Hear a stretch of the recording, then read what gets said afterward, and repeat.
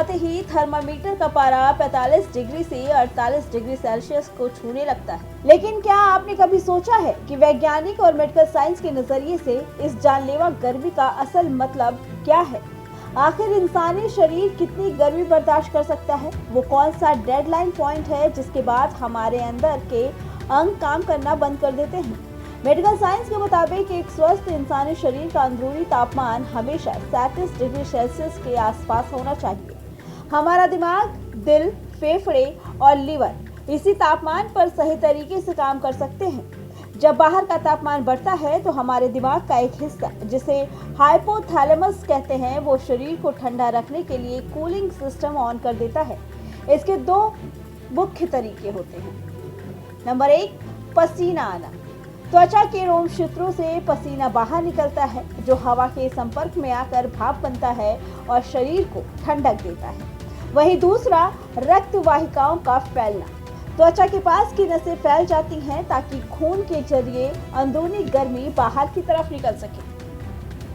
अक्सर लोग सोचते हैं कि अगर बाहर का तापमान 45 डिग्री सेल्सियस है तो शरीर उसे झेल रहा है, लेकिन वैज्ञानिक केवल सूखे तापमान को नहीं देखते, वे वेट बल्ब तापमान को मापते हैं। वेट बल्ब तापमान का मतलब है गर्मी और उमस का मिला जुला असर।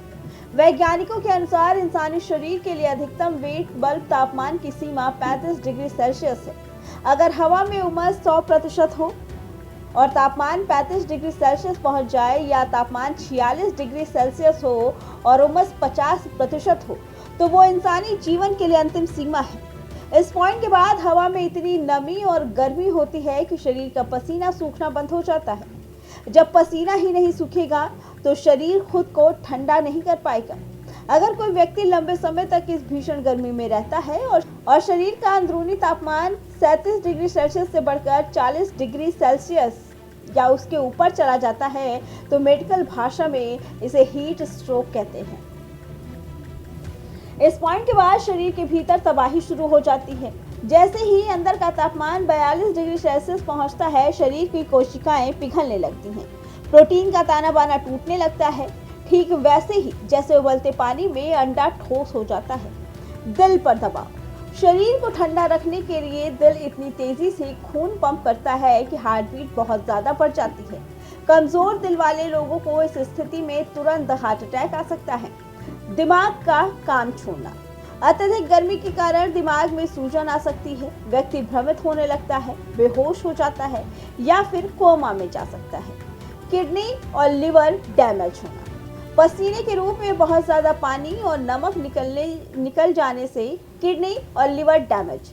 पसीने के रूप में बहुत ज्यादा पानी और नमक निकल जाने से खून गाढ़ा हो जाता है।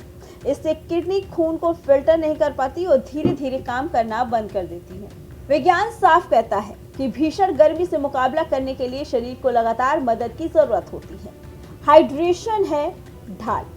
हर आधे घंटे में पानी, ORS, नींबू पानी या छाछ पीते रहें ताकि शरीर में इलेक्ट्रोलाइट्स की कमी ना हो। उमस से बचें। केवल छांव में बैठना काफी नहीं है, ऐसी जगह पे बैठे जहां हवा का वेंटिलेशन अच्छा हो ताकि पसीना सूख सके। पीक आवर्स में सावधानी। दोपहर 12 बजे से शाम 4 बजे के बीच सीधे धूप में निकलने से बचे। इंसानी शरीर कुदरत का एक बेहतरीन इंजीनियरिंग नमूना है, लेकिन इसके भी अपनी एक भौतिक और जैविक सीमा है। जब बाहर का पारा लगातार रिकॉर्ड तोड़ रहा हो तो शरीर के विज्ञान को समझना और खुद का बचाव करना ही एकमात्र उपाय है। Bureau report, prime TV.